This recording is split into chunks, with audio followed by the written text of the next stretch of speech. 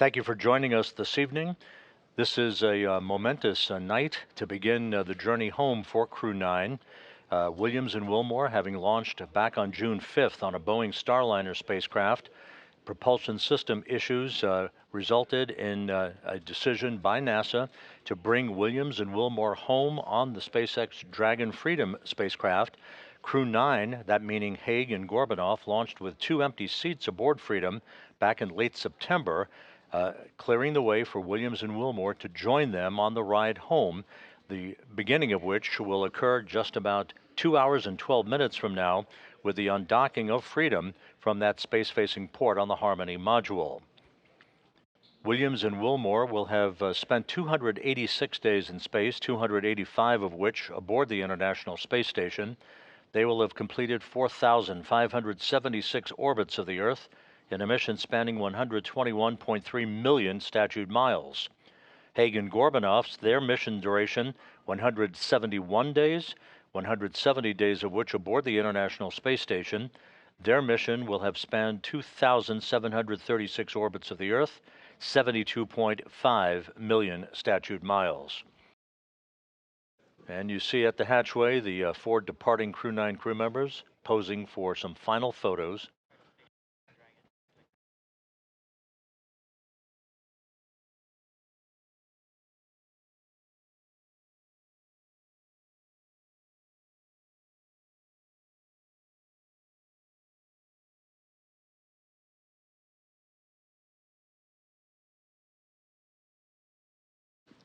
Final handshakes and hugs between the departing Crew-9 crew members and the crew members who will remain on board the International Space Station, maintaining a continuous human presence on the orbital laboratory that began on November 2nd, 2000.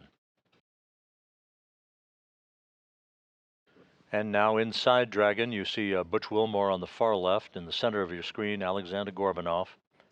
Nick Hague on the far right. They will settle into their respective seats aboard Freedom as countdown clocks here in Mission Control are ticking backward toward the time of the command to initiate the opening of hooks holding Freedom to its docking port on the space-facing side of the Harmony module. That command to be issued about an hour and 55 minutes from now. The actual physical separation, what we peg as undocking for the history books, is scheduled at 12:05 a.m. Central, 1:05 a.m. Eastern. SpaceX copies on hatch closure. We'll send a command momentarily to transition the state machine to hatch closed. You can reference your hatch closed event details for a few actions, and then complete suit donning per procedure 4.010.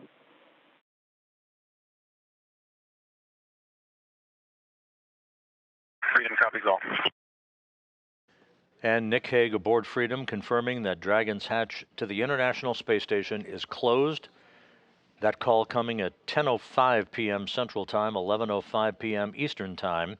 So the Crew-9 crew now safely aboard the Dragon Freedom will complete their suit-up procedures, do systems checks. There will be a series of leak checks between Freedom and the International Space Station at the docking interface. You see Suni Williams on the far right-hand side of your screen. She will be seated next to Nick Hague, the Freedom commander. To Hague's right will be Aleksandr Gorbunov, and you see Butch Wilmore on the far left.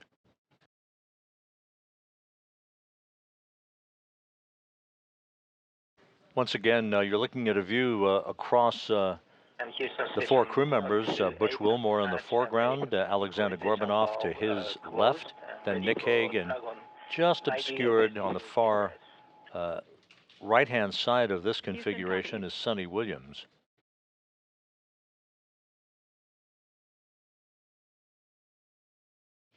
Another perspective of Nick Hague and Aleksandr Gorbunov. Butch Wilmore is to Gorbunov's right. Essentially, you're looking over the shoulder of Suni Williams, who's in the far left seat, if you will, in the seating configuration on the Dragon Freedom.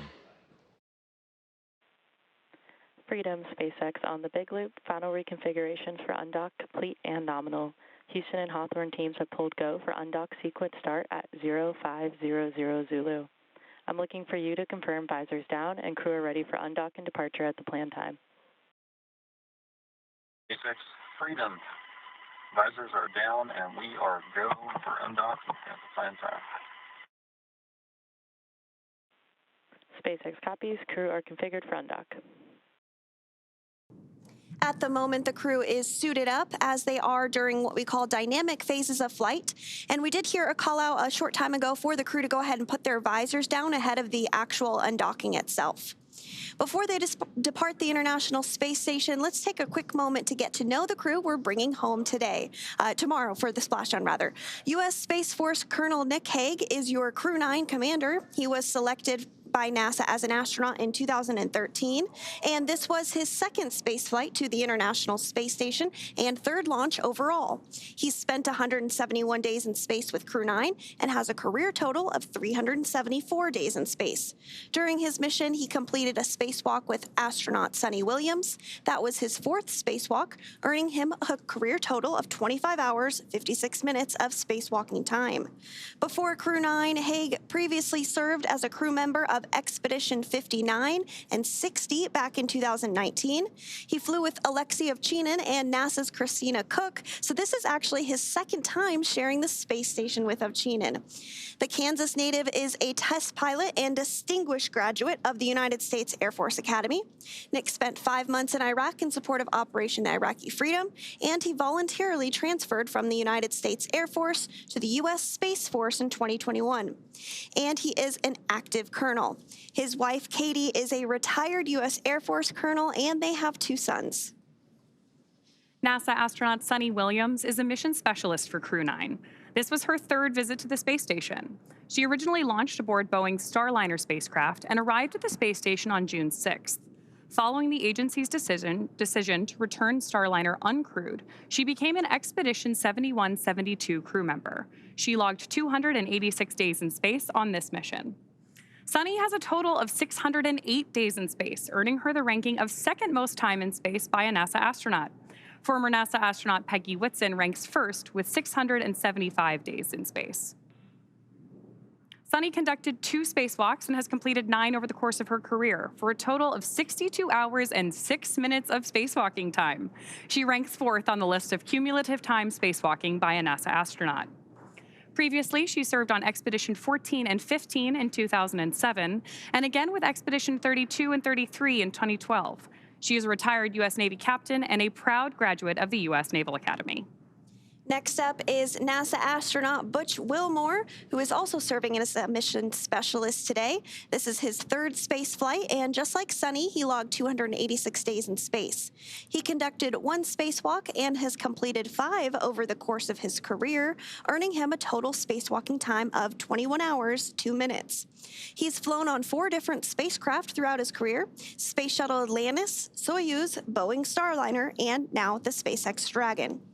Previously, the Mount Juliet, Tennessee native served on STS-129 in 2009 and Expedition 41 and 42 from 2014 to 2015. Wilmore is also a retired captain in the U.S. Navy. Aleksandr Gorbunov is the 3rd mission specialist serving on today's mission. Crew-9 was his first spaceflight to the space station, earning him a total of 171 days in space over the course of his career. Gorbunov, along with Nick Hague, saw the arrival of 4 visiting vehicles and saw the departure of 4 as well. The duo orbited the Earth more than 2,700 times.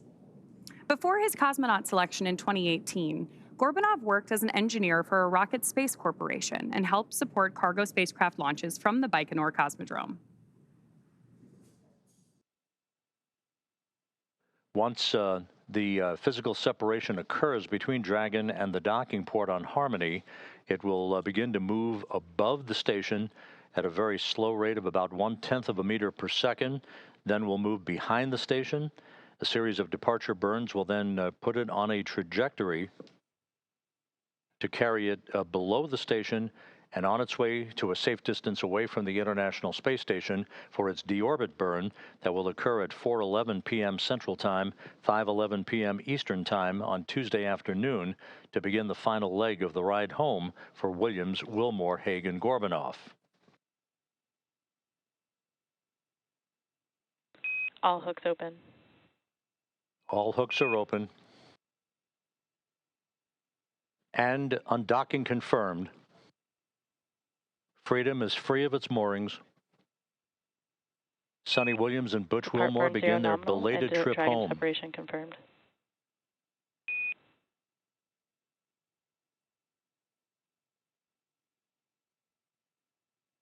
Undocking occurring right on time at 12:05 a.m. Central Time, 1:05 a.m. Eastern Time.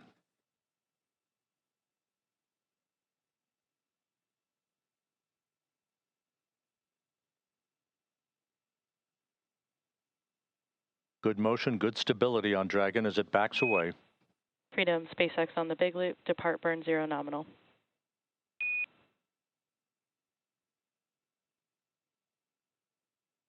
Good opening rate reported by the visiting vehicle officer.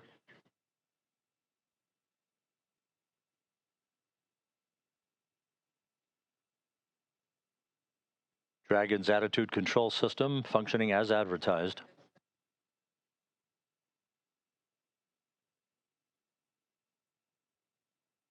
Houston Freedom on the big loop.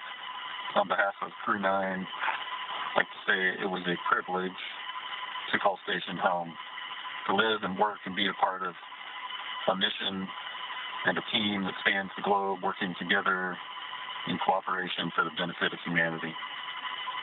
To our colleagues and dear friends who remain on the station, Alex and Dave Grill, we know the station's in great hands. We're excited to see what you guys are going to accomplish, and we'll be waiting for you. Crew-9's going home.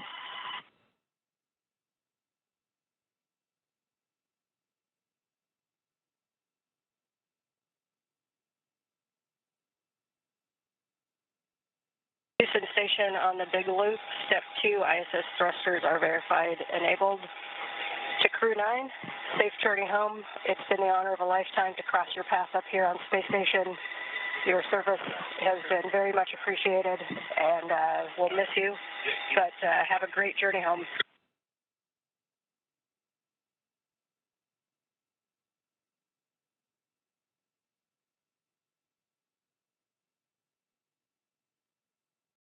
And this is Zach. I wish we could spend more time with you guys, but many people who love you and whom you love are waiting for you. So safe travel, Godspeed.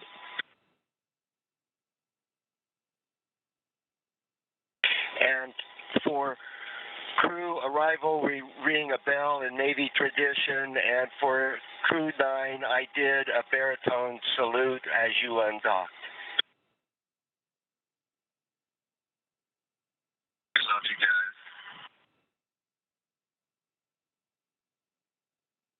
So an exchange of poignant words between the Dragon commander, Nick Hague, as well as the Crew-10 crew, the newly arrived Crew-10 crew members, Ann McLean, Takoya Onishi, and Don Pettit offering their best wishes and Godspeed for a safe return to Earth on Tuesday afternoon for the quartet aboard the Dragon Freedom.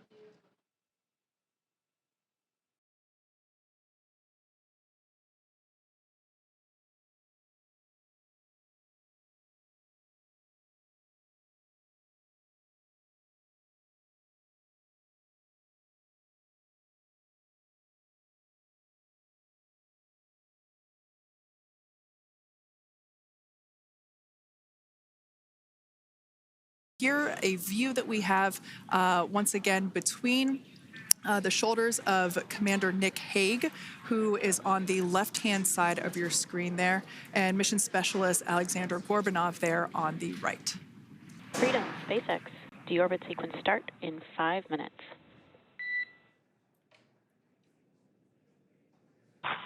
Freedom cops.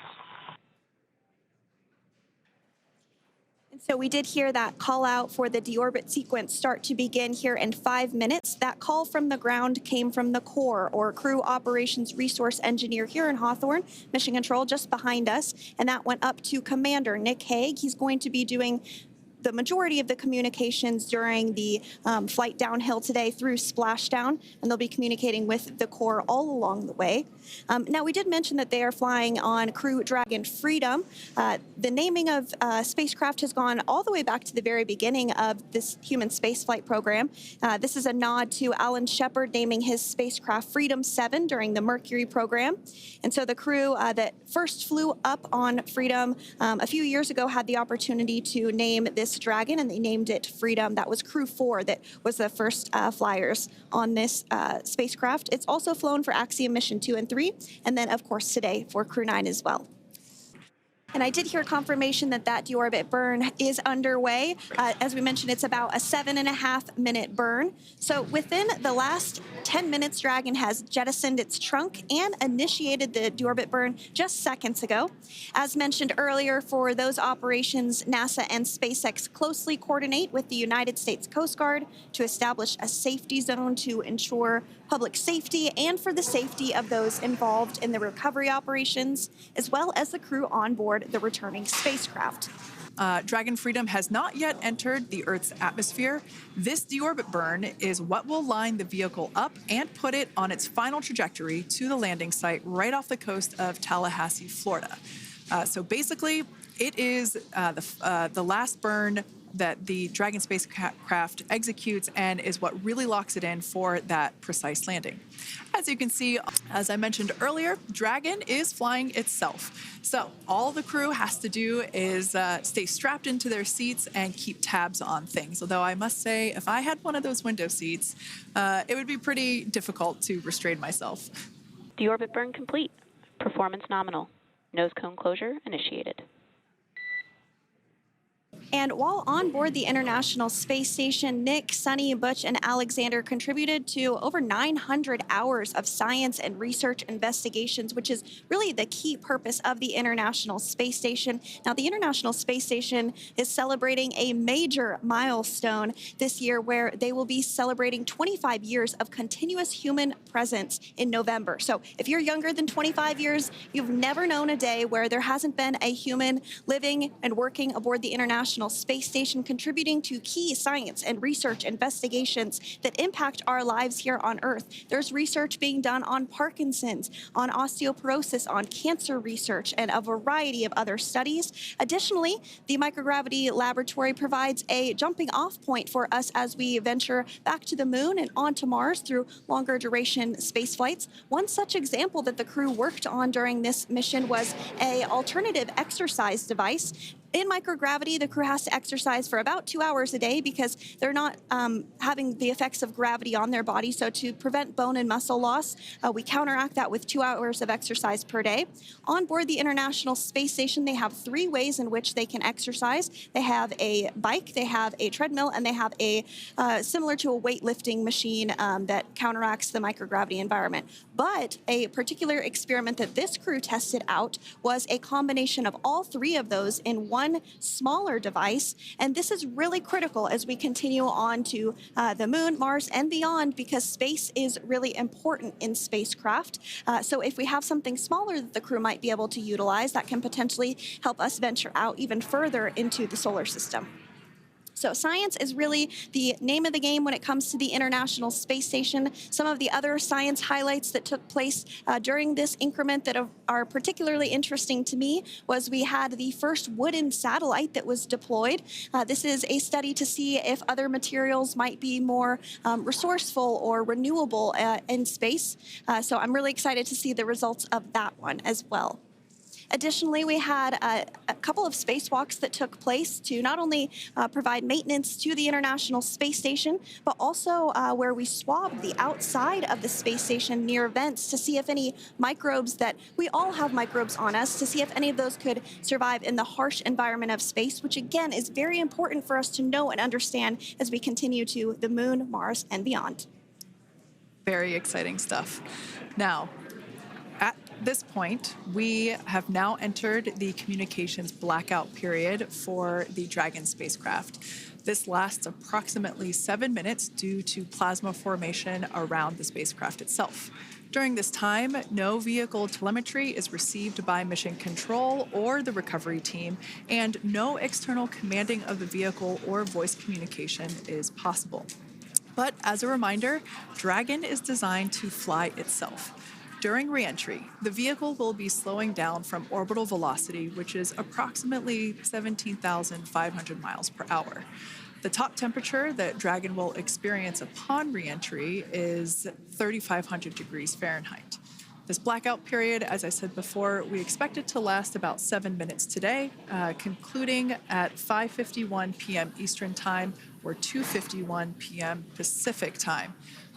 We, right there, have our first view of Dragon Freedom coming home to Earth. And that view is from the WB-57, which is one of NASA's high-altitude planes that is tracking. Now, because of the way that this camera is configured, it does look like it is dark, but it is indeed daytime, and you're beginning to see that plasma trail as Dragon re-enters the Earth's atmosphere. All of that is expected. We are anticipating an acquisition of signal around 2:51 p.m. Pacific Time, so just minutes from now, and you may hear the core begin to hail out or call Dragon for communications and see if we can potentially get communications with them a little bit earlier. Following this, we'll have two events in rapid succession. We'll have the drogue parachutes deploy at 2:53 p.m. Pacific, followed by the mains just 1 minute later at 2:54 p.m. Pacific Time, ahead of a splashdown at 2:57 p.m. Pacific Time off the coast of Tallahassee, Florida.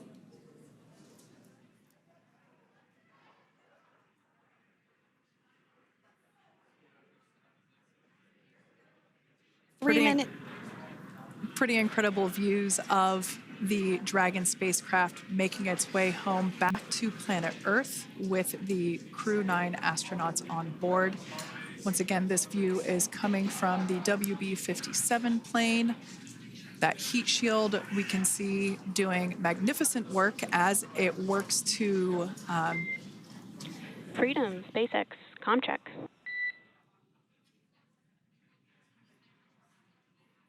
All right, we're going to start hearing the SpaceX Crew Operations Resource Engineer. SpaceX Freedom is with you. 4.16. Enjoying the ride. Copy that, Freedom. Great news there from Commander Nick Hague reporting back. We see a healthy flight computer. Expect automated chute deployment. Freedom copies. Like we said before, things moving very quickly as Dragon Freedom makes its way home. Next event coming up will be deployment of the drogue parachutes. This occurs around 18,000 feet. GPS has converged. Expect nominal altitude for drogue chute deployment.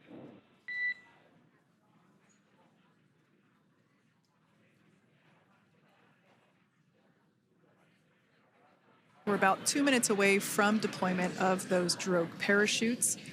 Now the heat shield is continuing to work to slow the vehicle down. That entry period, the Dragon spacecraft went from orbital velocity about 17,500 miles per hour down to about 350 miles per hour. So that really gives you a sense of why that plasma builds up on the exterior of the capsule, thanks to the heat shield and the work that it does. Those drogue parachutes will slow it down from 350 to about 119 miles per hour. We can see 15 kilometers. Brace for drogue window. We can see seat rotation happening inside the capsule. Great to get those first views of our crew members. Once again, the capsules are going about 350 miles per hour when the drogues are deployed. Those drogue parachutes that we manufacture here in-house are going to slow the spacecraft down to 119 miles per hour. And that is when we will see the main parachutes deploy, and that occurs about 6,000 feet above the ocean's surface. And we are expecting drogue deployment at 2:53 p.m. Pacific, so we should see it any second now. And there you are getting a great view of Crew-9 inside Dragon Freedom as it returns back to Earth. We are awaiting the drogue deploys. This view coming from the WB-57 high altitude plane. And there you see it on your screen, drogue deployment. Drogue descent rate nominal. You can hear the crowd here. Visual on 2 healthy drogues. The crowd here very excited as Dragon Freedom continues to make its way back to planet Earth.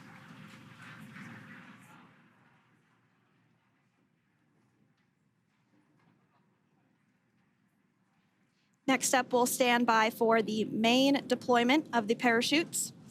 The mains are quite a bit larger. You'll be able to notice the difference on your screen once they deploy, and they continue to ensure that the Dragon spacecraft slows down even further.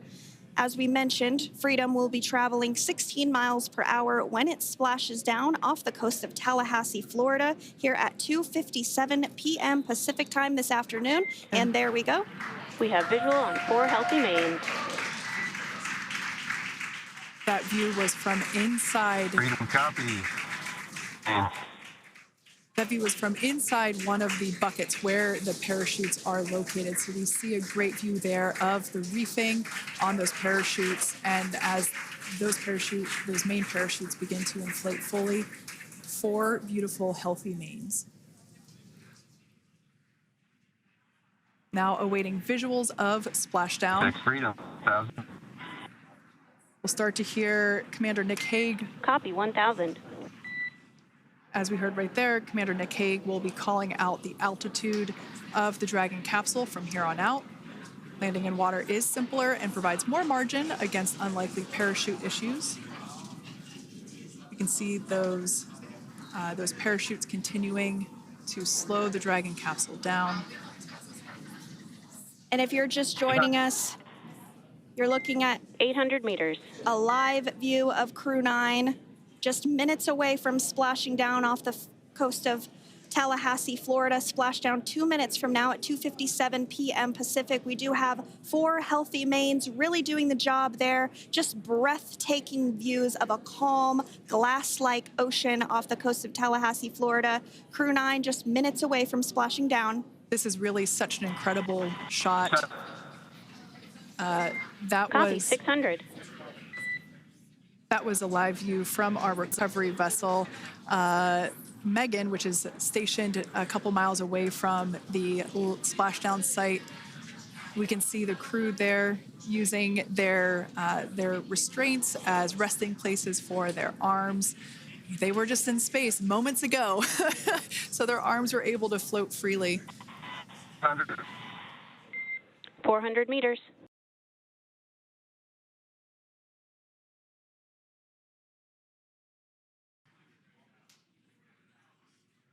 And splashdown. Crew-9 back on Earth.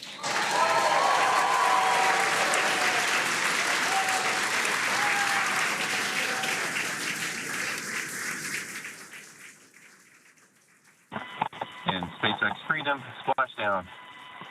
Good main release. Copy, splashdown. We see main chutes cut. Nick, Alex, Butch, Suni, on behalf of SpaceX, welcome home.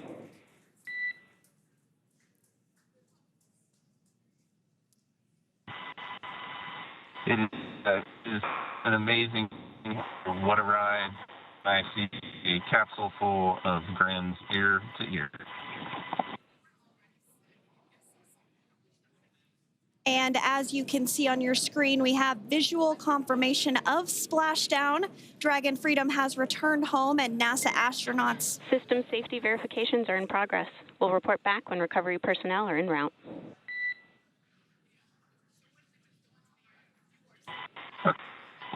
Understand, and we're in section 2, 4.800 landing response, and looking for your word on if it is necessary.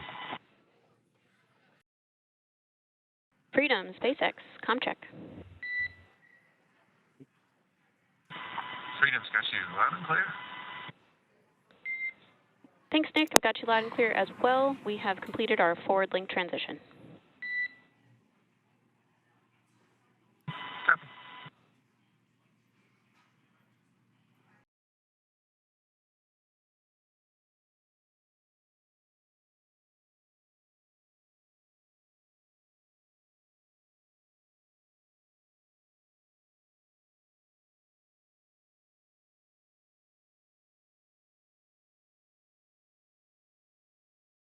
Crew-9 splashdown off the coast of Tallahassee, Florida at 2:57 p.m. Pacific time with NASA astronauts Nick Hague, Butch Wilmore, Suni Williams, and Roscosmos cosmonaut Aleksandr Gorbunov. They're now working through procedures to hoist this spacecraft up onto the recovery vessel Megan. We just saw that hydraulic arm get lowered into the lifting position. That arm will be the mechanism that is utilized to lift Dragon up and out of the water and into the nest located there at the aft end of the recovery vessel.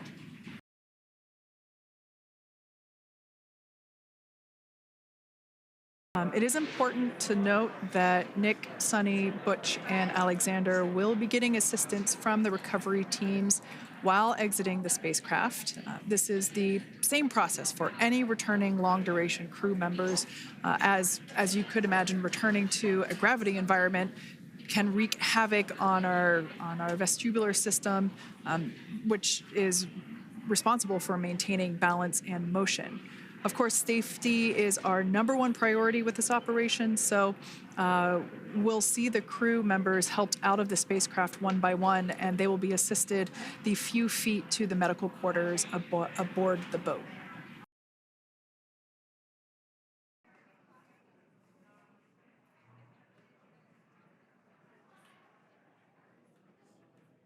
And there you have it. The side hatch is open for the first time since September.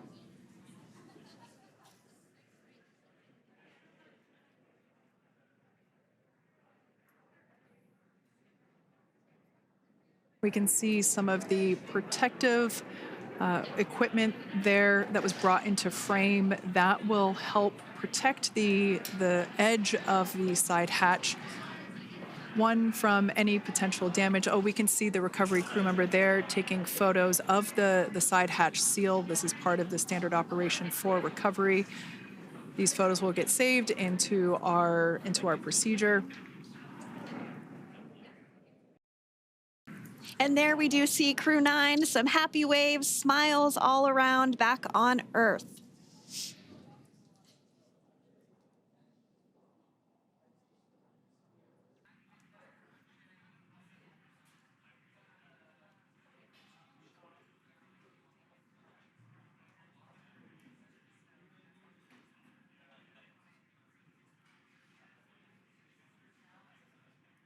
We can see folks on board clapping as our first crew member.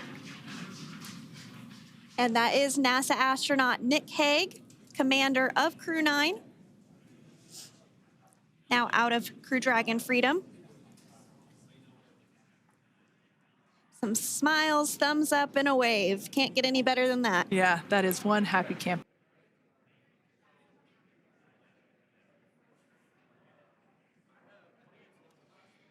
Next up out of the capsule, we expect Roscosmos cosmonaut Aleksandr Gorbunov. His first space flight. Spent 171 days in space alongside NASA astronaut Nick Hague. Looks like we're getting some cheers and clapping on board as Aleksandr is slid down the little ramp and placed into the mobility aid. Once again, big smile.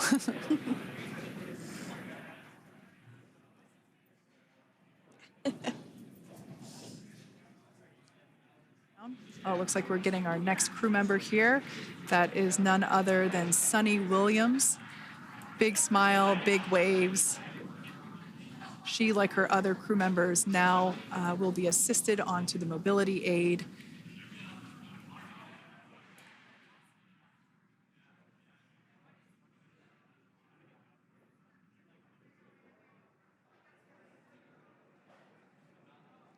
There we have it, some waves, some thumbs up, and some smiles. Definitely seems to be a theme among all recovery operations. Absolutely. And of course, that leaves NASA astronaut Butch Wilmore inside Dragon in seat 4. We're getting some views of him now as he egresses or exits the spacecraft.